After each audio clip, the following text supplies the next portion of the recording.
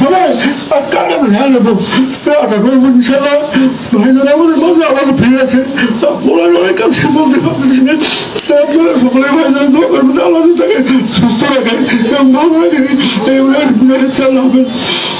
সবাইকে কথা বলার সুযোগ দিই, কিন্তু আমি কখনো কথা বলার সুযোগ পাই না।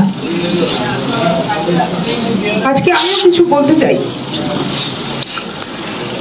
আমি যখন 2018 সালে ইমিগ্রেশন প্রজেক্টে জয়েন করি, তখন থেকেই স্যারকে আমি চিনি। আমি হয়তো স্যারের কাছে একজন সাধারণ কর্মচারী, কিন্তু আমার কাছে তিনি আমার পিতৃতুল্য।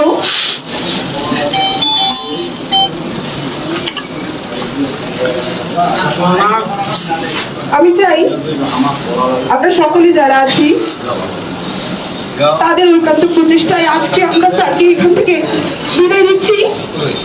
পরবর্তীতে আমরাই যেন স্যারকে বরণ করে নেই।